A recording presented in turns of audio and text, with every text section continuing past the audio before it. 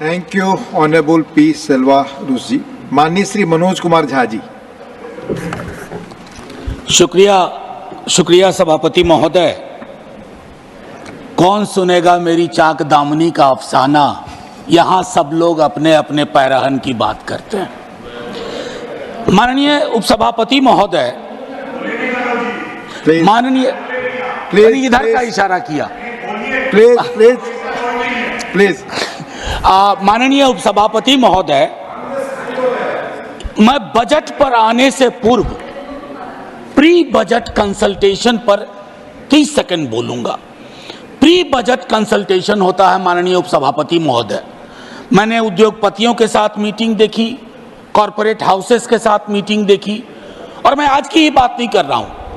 कई वर्षों से प्री बजट कंसल्टेशन में सीवर में उतर के मरने वालों के प्रतिनिधि मंडल से बात नहीं होती, ठेला मजदूरों से बात नहीं होती, बेरोजगार युवकों से बात नहीं होती, छोटे मझौले किसानों से बात नहीं होती, और अब तो ट्रेड यूनियन से भी बात होने की रवायत बंद हो गई है। क्योंकि हाल के दिन में जॉर्ज साहब पर एक किताब पढ़ रहा था, राहुल राम गुंडम जी की। उसमें पता चला कि आज जिन चीजों के लिए लोग नाराज हो जाते हैं सदन में, जॉर्ज साहब तो उन चीजों के बगैर सदन में अपनी बात ही नहीं रखते थे, चाहे बिजनेस हाउसेस का नाम लेना हो या इंडस्ट्रियल पॉलिसी की बात हो। मैं ये क्यों कह रहा हूं कि ये मैडम का 7वां बजट है, उनको बहुत बधाइयां मिली। सर, 7 साल पुराना तो नहीं हूं, 6ठी बार मैं माननीय वित्त मंत्री जी के समक्ष आर्टिकल 39 क्लॉज सी, और मैं चाहता हूं सब लोग पढ़ें कि हमारा बजट हमारे प्रियम्बल में है डिग्निटी, जस्टिस, इक्वालिटी। हमारा बजट उसको कितना रिफ्लेक्ट करता है। आर्टिकल 39 सी जो कंसंट्रेशन ऑफ वेल्थ की बात करता है माननीय उपसभापति महोदय, कि राज्य की कोशिश होनी चाहिए कि इनकम इनइक्वालिटी इस रूप में ना बढ़े। मैं नहीं बताना चाहता कि 90% संसाधन किसके कब्जे में है। माननीय सभापति महोदय, आय की इतनी बड़ी असमानता, परेशानी इस बात से होती है, यह मत समझिएगा कि मैं धन संचय का विरोधी हूं या अमीरी का विरोधी हूं, लेकिन अश्लील अमीरी और जिसका भोंडा प्रदर्शन हमने हाल के दिनों में देखा है, सर दिक्कत उससे है। इसलिए आय की असमानता पर बात होनी चाहिए। माननीय सभापति महोदय, मेरे साथी हमारी पार्टी से बोल चुके हैं, मैं मनरेगा पर 1-2 बात कहना चाहता हूं। अपने स्थापना से लेकर के आज तक पहली बार मनरेगा का उस रूप में जिक्र नहीं हुआ जैसा होता है रहा है। 86,000 करोड़ दिए गए। सर अभी मेरे पास पूरे आंकड़े हैं। 86,000 करोड़ जो कि इंतरिम बजट के बराबर हैं। आपका एक्चुअल एक्सपेंडिचर 1,05,000 करोड़ था, 20,000 का गैप है, और ये मैं इसके आधार पर कह रहा हूं, मैं आंकड़े गर नहीं रहा हूं। मैं दूसरी बात कहना चाहता हूं, इससे क्या होगा? मजदूरी के भुगतान में देरी होगी, सप्रेशन ऑफ डिमांड होगा, और क्वालिटी एसेट्स का निर्माण नहीं होगा। माननीय उपसभापति महोदय, भारत की शिक्षा, स्वास्थ्य और बाल विकास की योजनाओं में 50 लाख से ज्यादा स्कीम वर्कर्स हैं, जिसमें 90% से ज्यादा महिलाएं हैं। 5 वर्षों में उनके मानदेय बढ़ोतरी की कोई कोशिश नहीं हुई है। महोदय, कोरोना का पूरा भार किसकी लाश है, कौन बीमार है, इन्होंने उठाया। आपने इसकी मानदेय, चाहे आशा, ममता, आंगनवाड़ी, रसोईया आदि, कृषि को लेकर के एक बड़ी आबादी है, 65-70% अभी भी निर्भर है। खेतीहर मजदूर, छोटे मझौले किसानों, उनकी दिक्कतें अलग हैं।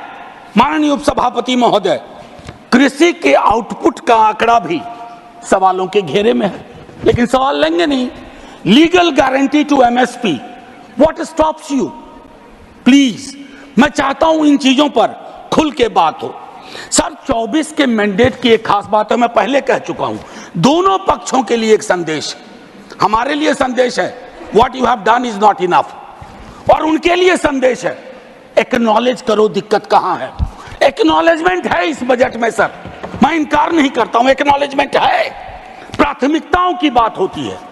कहा गया 4 जातियां हैं सिर्फ, कृषक, युवा, महिला, अन्नदाता, 4। सर ये सोशियोलॉजिकल एंथ्रोपोलॉजिकल इंस्ट्रूमेंट का बेजा इस्तेमाल है। इस देश में जाति हकीकत है सर, 100 दफा बोल चुका हूं और मैं कह रहा हूं कि जब तक आप जातिगत जनगणना नहीं करवाएंगे आपकी टारगेट स्पेसिफिक नहीं होगी, आपका बजट मीनिंगलेस होगा, आपकी नीतियां लोगों तक नहीं पहुंचेंगी। सर पे हाथ रखने से, आंख पर हाथ रख लेने से हकीकत नहीं बदलती है सर। और I must tell you, idea which has arrived, you cannot kill that idea. Caste census is that idea. Sir बेरोजगारी को लेकर के तकरीबन 27-28 करोड़ का बैकलॉग है सर, और बेरोजगारी की कहानी अद्भुत है। एक बड़ी आबादी है जो डिस्गाइज्ड अनएम्प्लॉयमेंट में है, कुछ अंडर एम्प्लॉयमेंट में है, अंडर एम्प्लॉयमेंट, कुछ उस बस 1-1.5 मिनट और लूंगा, कुछ उस सीमा को पार कर चुके हैं। आप 80 लाख की बात इस बजट में करते हैं, आपको प्रतिवर्ष 5-6 करोड़ रोजगार और नौकरी की व्यवस्था करनी होगी, तभी जाकर के ये जो डेमोक्रेटिक डिविडेंड है जो आप लोग कहते हैं उसको आप एड्रेस कर पाएंगे। एमएसएमई सेक्टर सर, खास करके उसमें जो माइक्रो और स्मॉल है, आपने उसकी रीढ़ तोड़ दी है, चाहे डिमोनेटाइजेशन हो, जीएसटी हो, और रीढ़ तोड़ने के बाद सर सर्जरी चाहिए, बैंडेड नहीं लगाना पड़ता है, आप बैंडेड लगा रहे हैं। अप्रेंटिसशिप, इंटर्नशिप, एक ही बात कहूंगा सर, खत्म ही कर रहा हूं, 5,000 रुपया आप दे रहे हैं। एक तो कहते हैं विल नज द कॉर्पोरेट हाउस, मैंने नज का हिंदी अनुवाद देखा, कोहनी से धक्का मारना होता है। अब आप कॉर्पोरेट हाउस को कोहनी से धक्का मार के कह रहे हो कि रख लो 5,000, 30 दिन से सर, बस 1 मिनट और 30 दिन से डिवाइड करिए, 166 रुपए 66 पैसे, ये तो न्यूनतम मजदूरी भी नहीं है। और आखिरी सर, जय हिंद बोलने से पहले बिहार को लेकर बड़ी बात हुई सर, हम तो मुफ्त में बदनाम हो रहे हैं। 2015 का प्रधानमंत्री जी का आरा वीर कुंवर सिंह की धरती का भाषण सुनिए, फिर टॉर्च लेकर के या लालटेन लेकर के स्किल यूनिवर्सिटी ढूंढिए, केंद्रीय विश्वविद्यालय भागलपुर में ढूंढिए। हम तो सिर्फ इतना कहना चाहते हैं, हमने लाखों के बोल सहे सितमगर तेरे लिए, तो मैं सितमगर से आग्रह करूंगा इन मुद्दों के मद्देनजर बजट को रीलुक दीजिए, बजट को आम आदमी का बजट बनाइए। जय हिंद सर, शुक्रिया बहुत बहुत। माननीय डॉक्टर दिनेश शर्मा जी।